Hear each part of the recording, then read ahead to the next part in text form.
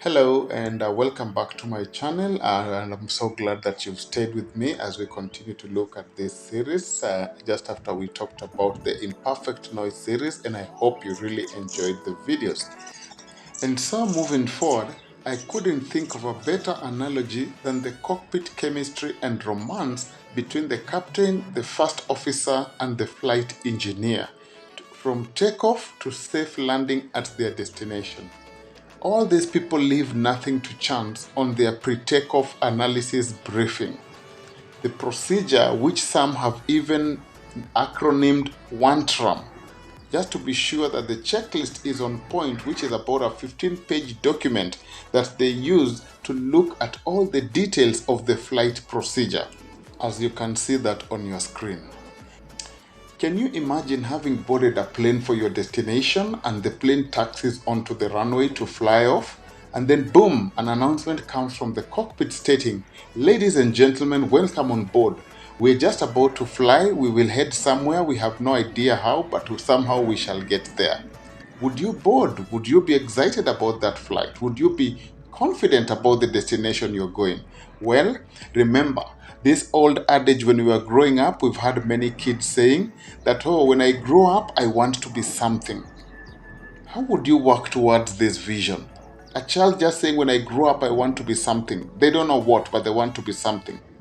Ambiguity is a tool for disastrous living, and many of us over time have lived our lives this way, simply flowing with the ebb and the waves of the sea.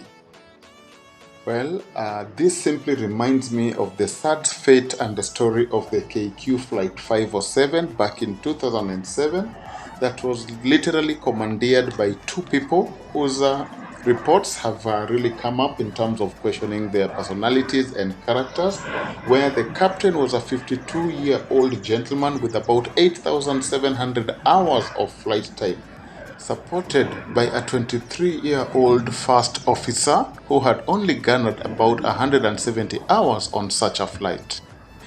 Based on their communication and certain routine procedures that they did not follow, unfortunately, the plane didn't reach its destination and it ended up into the Congo forest, and so many people lost their lives. So what exactly is the point that I'm bringing in here when I put in an analogy of flying? The point is very clear. No plane takes off without having a very clear destination and routing channel system, because everybody needs to know how long the flight will take, how the environment is in terms of all those considerations we had mentioned earlier, even the fuel to be able to carry, and how the pilot is going to navigate through this process to get safely to their destination. And so planning is of the essence. But what about us in our lives? Do we live this way? Is this how we plan for our future, for our 20, 50, 70, 100-year-old flight? The big question would be, how do you script your vision? How do you look at your future? At what point do you begin to realize that this is how I need to plan my life?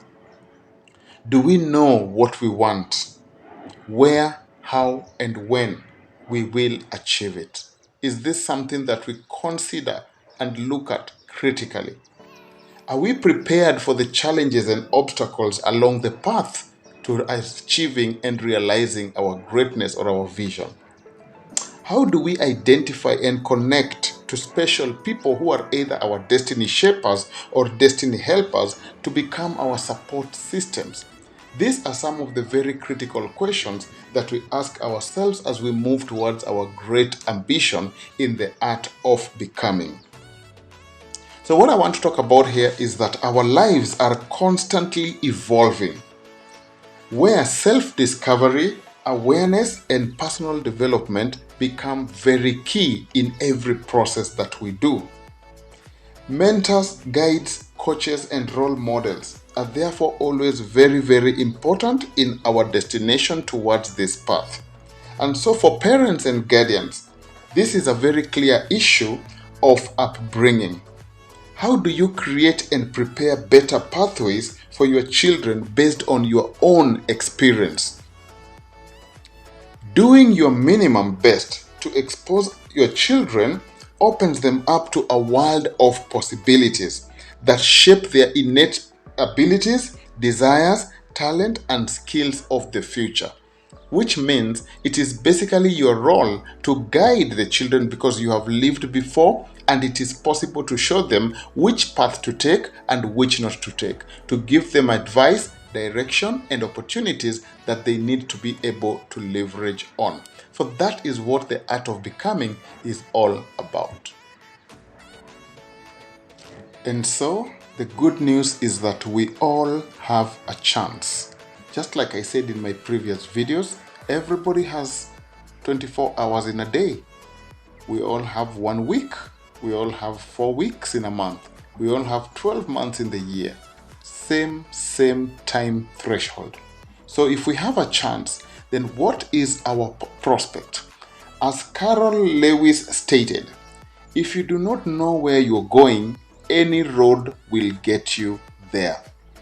This is the toughest way to lead your life, because if you imagine guessing your destination, that let's just go, wherever we go we will reach, that's a lot of time and resources that are going to go into waste.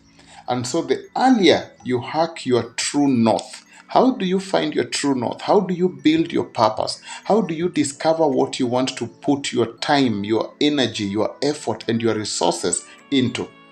Because if you do this, then it is possible to galvanize all your forces and focus towards your greater self. And this is what the art of becoming is all about. Sit back and discover your best self. What are you good at? What do you want to do? How do you want to achieve it? So that when you get onto the runway, you know exactly what your flight briefing details are going to be about. When you input your data into the control system, then the autopilot will be able to work for you. I know life comes with a lot of challenges and issues, and everything might not go exactly the way it is planned. But the good thing is you are on course. You are already hitting a destination that you are aware of. So the first most important thing that we need to do is get your destination right.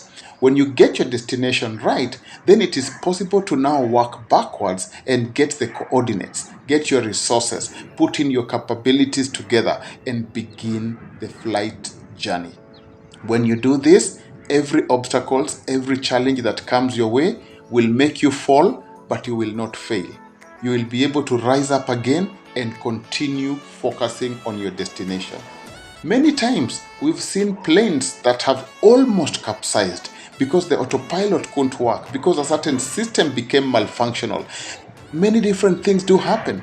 But when the pilot who is trained, skilled, and confident maturely enough knows what to do, some have ended up saving lives.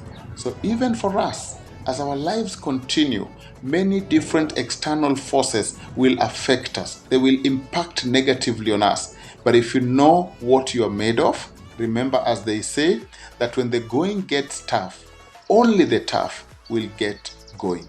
And this is a powerful adage that we must apply in the art of becoming, where we found our destination. So do not just wander aimlessly. Move with a focus. Have your precision towards a certain destination. And what this basically means is, when you understand yourself and you know your capacity, your talent, your skills, and your energy, you will begin working towards what you love.